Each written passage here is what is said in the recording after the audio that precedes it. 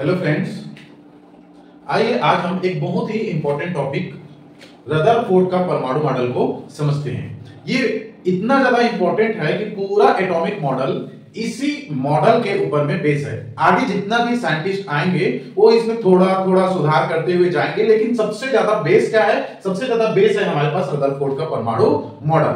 ठीक है, चलिए इसको हम समझते हैं। इसको समझने के लिए हम सबसे पहले क्या को समझेंगे कि रदरफोर्ड ने एक एक्सपेरिमेंट किया था, एक प्रयोग किया था। ठीक, उस प्रयोग को समझते हैं। उस प्रयोग में क्या कहते हैं? उसको अल्फा कण प्रकीर्णन का प्रयोग कहा जाता है। ठीक है, उसको क्या कहा जाता है? अल्फा कण प्रकीर्णन का प्रयोग कहा जाता है। रदरफोर्ड के दो सहयोगी थे। ठीक है, सहयोगी कौन थे? एक गाइगर थे और दूसरा मार्सडन थे। तो उन्हीं के नाम पर इसको गाइगर मार्सडन प्रयोग भी कहा जाता है। ठीक है, आपको एक अच्छा जानकारी क्या मिला कि रदरफोर्ड के अल्फा कण प्रकीर्णन के प्रयोग को दूसरा कौन से नाम से जाना जाता है? तो गाइगर मार्सडन प्रयोग के नाम से जाना जाता है। ठीक है, चलो उन्होंने क्या क्या एक्सपेरिमेंट किए और क्या क्या चीजों को लगाए थे उसको हम देखते हैं। तो सबसे पहले तो हम एक देखते हैं कि अल्फा कण निकालना पड़ेगा। क्यों? क्योंकि अल्फा कण प्रकीर्णन का प्रयोग है। इसका मतलब यह है कि हमें अल्फा कण की जरूरत पड़ेगी। तो अल्फा कण कहां से निकलता है? तो अल्फा कण निकलता है रेडियो एक्टिव पदार्थों से। ठीक, तो ये हमारे पास रेडियो एक्टिव पदार्थ हमने रखा हुआ है बिस्मिथ। ठीक है, बिस्मिथ 83 इसका परमाणु क्रमांक है और 214 क्या है इसका? ठीक, परमाणु भार है। तो ये जो हमारे पास बिस्मिथ है इसको हमने रेडियो एक्टिव पदार्थ के रूप में रखा और इससे जो विकिरण निकली, ठीक है, इससे जो किरण निकली उससे अल्फा कण हमने प्राप्त कर लिया।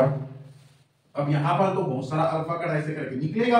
तो उस अल्फा कण को एक सीधा बीम के रूप में बनाने के लिए हमने दो स्लिट का प्रयोग किया। ठीक है, इसको एक G1 और दूसरा G2 के नाम से हमने यहां पर लिखा है। ठीक है, यहां पर स्लिट कौन सा है? G1 और G2 है।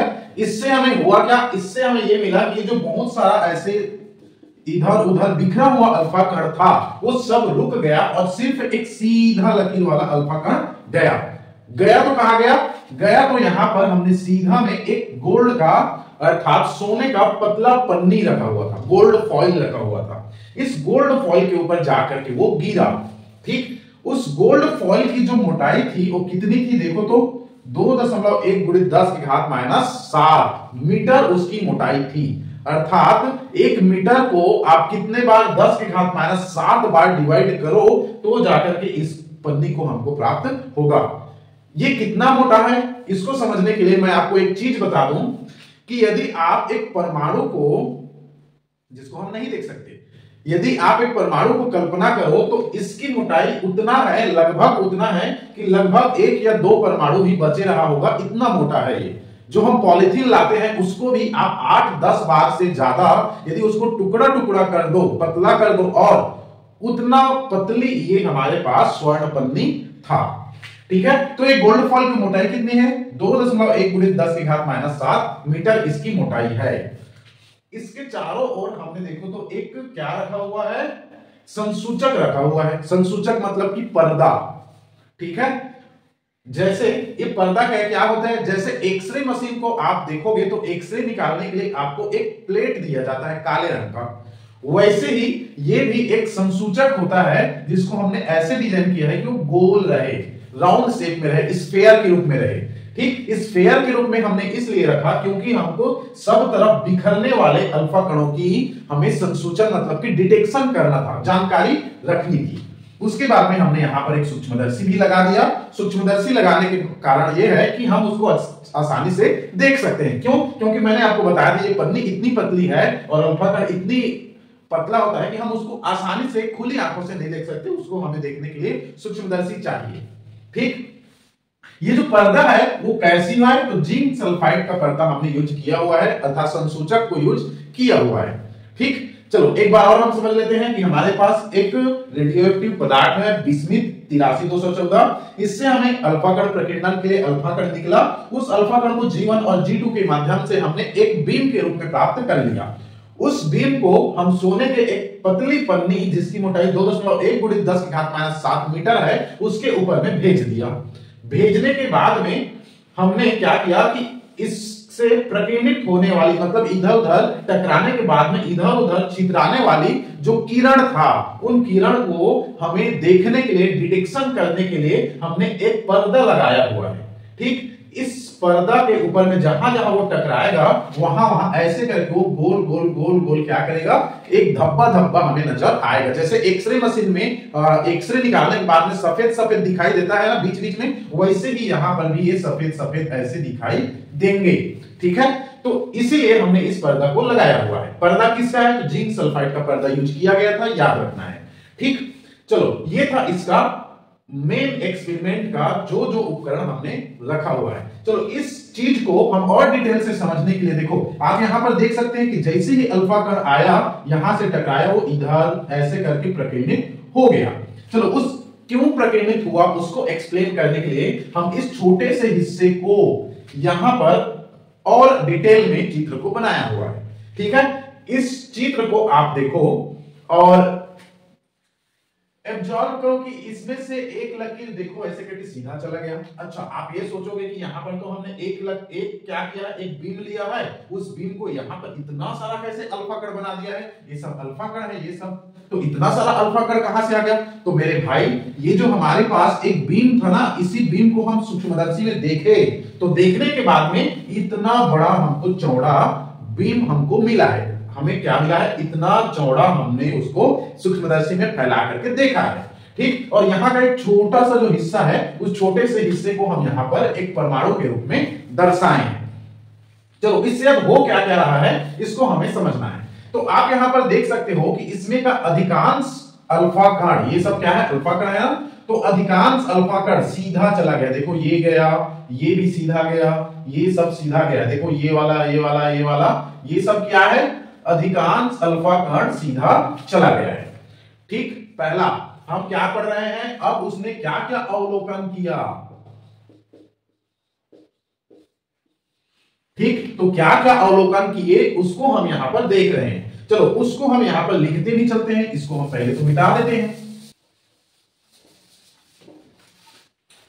ठीक है, चलो तो अब क्या क्या अवलोकन उसने किए उसको हम यहां पर लिखते हैं। पहला अवलोकन यह किया कि अधिकांश अल्फा कण सीधा चला जा रहा है। ठीक है, तो क्या अवलोकन किए?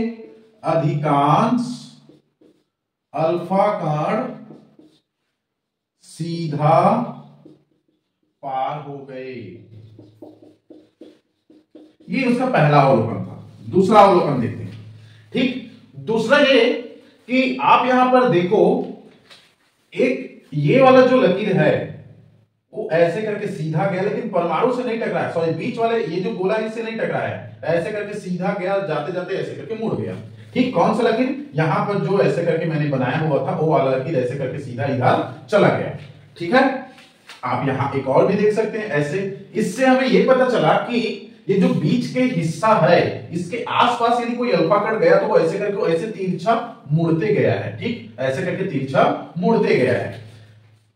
पता चल गया ना? अब देखो एक और हम यहां पर अवलोकन कर रहे हैं। क्या अवलोकन किए कि एक और भी किरण है, ये वाला ऐसे करके वो गया और आने के बाद में ऐसे लगभग यू टर्न मान लिया वो। ठीक है, कौन सा? ये वाला जो है, ये दोनों। ठीक है, गए गए गए और ऐसे करके यू टर्न मान लिए, ये भी गए गए और ऐसे करके यू टर्न मान लिए। लगभग वो जाकर के इस ब्लू वाले लकीर से वो टकराने वाला था, लेकिन टकराया नहीं। वो क्या हो गया? ऐसे करके यू टर्न मार लिए। तो इसी को हम यहां पर लिखते हैं कि उसकी संख्या कितनी है? 1। तो 8000 अल्फा कण में से, ठीक है, एक कण 90 डिग्री से अधिक के कोण में मुड़ गए। ठीक, तो ये देखो 90 डिग्री है, ऐसे करके जाता और 90 कहां बनता? ये बनता, लेकिन वो 90 से तो और ज्यादा में मुड़ गए हैं। ठीक है, तो इससे हमें ये पता चला कि 8000 में से एक कण ऐसे है जो गए और जाने के बाद में 90 डिग्री से अधिक में वो मुड़ गए। ठीक है, ये इसका ऐसे करके नापने के लिए क्या नापेंगे, ये सीधा ऐसे जाता तो 0 डिग्री बनता, ऐसे करके जाता तो ऐसे जाते जाते देखो या तो इधर ऐसे मुड़ता तो 90 बनता, और ऐसे करके इधर मुड़ गया तो वो 90 से ज्यादा है। तो इसलिए 90 से अधिक कोण पर, सॉरी 90 से अधिक कोण पर वो मुड़ गए। एक और आप देखो, ये जो लकीर है बीच वाला वो सीधा गया है और जाकर के कहीं पे उल्टा गया है क्या, वो कहां गया देखो तो, क्या ये खा गया उसको, या फिर इधर पार क्यों नहीं हुआ, वो इसलिए नहीं हुआ क्योंकि गया तो जरूर लेकिन यहां जाकर के उसको टकराया भी नहीं और वापस इसी दिशा में आ गया। ठीक है, वापस उसी दिशा में आ गया। ये लगभग 10,000 में से एक कण ऐसे हैं जो वैसी गए और वापस आ गए। ठीक, तो इसमें से तीसरा हम लिखेंगे कि बहुत कम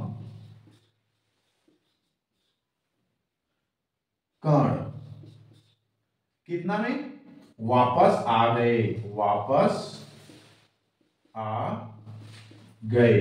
ठीक है, कैसे वापस आ गए, 180 डिग्री पे वापस आ गए। ठीक, ये इधर जाना था लेकिन वापस आ गए, उसको 180 डिग्री बोलते हैं, तो उसमें वो वापस आ गए। तो हमने 3 प्रकार का यहां पर प्रेक्षण किया। ठीक है, क्या क्या प्रेक्षण, ये निष्कर्ष नहीं है, ये सिर्फ अभी एक्सपेरिमेंट में हमने क्या क्या नोट किए हैं वो लिख रहे हैं। क्या क्या नोट किए हैं, तो देखो पहला नोट ये किए कि इसमें का जो अधिकांश भाग है, अधिकांश अल्फा कण है वो सीधा चला गया, मतलब पार हो गया, तो अधिकांश अल्फा कण सीधा पार हो गए। ठीक, 8,000 में से केवल एक कण ऐसे है जो 90 डिग्री से अधिक पर क्या हुआ, प्रकीर्णित हुआ, 90 डिग्री से अधिक पर मुड़ गया, तो देखो मुड़ गए।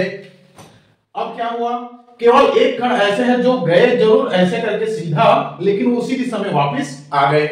ठीक, कितना कण, केवल एक कण। ये तो हमने ऑब्जर्व किया है। ऑब्जर्व करने के बाद में अब इससे निष्कर्ष क्या निकलेगी, चलो हम इसको निष्कर्ष को देखते हैं। तो निष्कर्ष क्या निकला,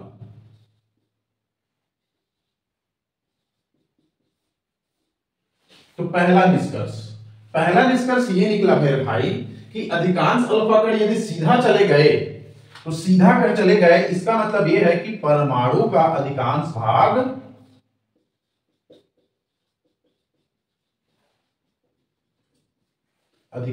भाग खोखला है। ठीक है, खोखला है तब तो सीधा गया ना, खोखला है तब तो सीधा गया, कुछ रहता तो या तो इधर उधर मुड़ जाता। ठीक, दूसरा निष्कर्ष क्या निकले, ये वाला से हमने पहला निष्कर्ष निकाल दिया। अब देखो इससे निकालते हैं दूसरा निष्कर्ष को। ठीक, दूसरा निष्कर्ष हम ये निकालते हैं इन दोनों से मिला करके कि हमारा जो अल्फा कण है उसमें कौन सा चार्ज है, +2 चार्ज है। अब ये इधर उधर ऐसे करके भाग रहा है और एक तो यू टर्न मार के उसी दिशा में वापस आ गया। इसका मतलब ये है कि इसको कोई ना कोई ऐसे मटेरियल है परमाणु के अंदर में जो इसको धक्का दे रहा है। ठीक, धक्का देने वाला मतलब प्रतिकर्षण करने वाला। प्रतिकर्षण कौन कर सकता है, तो इलेक्ट्रॉन तो प्रतिकर्षण नहीं करेगा। क्यों, क्योंकि इलेक्ट्रॉन में होते हैं माइनस और ये तो है हमारे पास प्लस। इसका मतलब ये है कि इसको धक्का देने वाला कोई ना कोई धन आवेश होगा, कोई ना कोई धन आवेश होगा जो इस परमाणु के अंदर में है और उसको धक्का दे रहा है।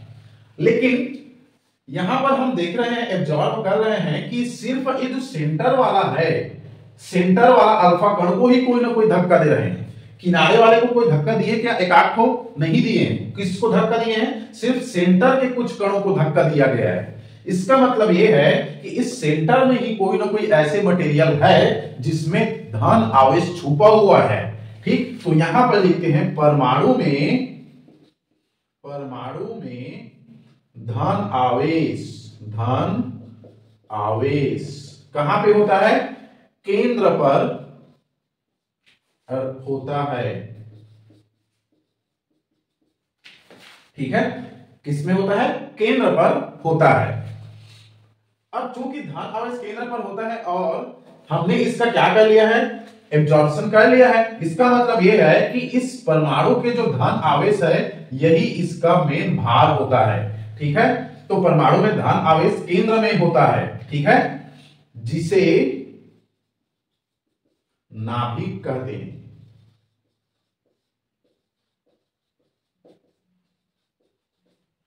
ठीक, अब यहां पर देखो, ये जो हमारे पास धन आवेश होता है ना, यही धन आवेश उस परमाणु के भार के लिए जिम्मेदार होता है। यही परमाणु का भार होता है। ठीक है, संपूर्ण द्रव्यमान कहां पे होता है? उसके नाभिक में होता है। ये हमने दो प्रयोग किए। ठीक है, चलो इसको मिटा देते हैं। ठीक है, चलो अब इसका तीसरा हम पॉइंट लिख सकते हैं। तीसरा पॉइंट ये होगा कि इसमें जो इलेक्ट्रॉन है वो इलेक्ट्रॉन कैसे होगा? इसके चारों ओर होगा, अर्थात धन आवेश केंद्र पर तथा इलेक्ट्रॉन उसके चारों ओर होंगे। ठीक है, इससे ये हमने निष्कर्ष निकाला। ठीक, चलो अब यहां पर ये तो था इसका निष्कर्ष। इन्हीं निष्कर्ष के माध्यम से परमाणु मॉडल को हम डिस्कस करते हैं। ठीक है, तो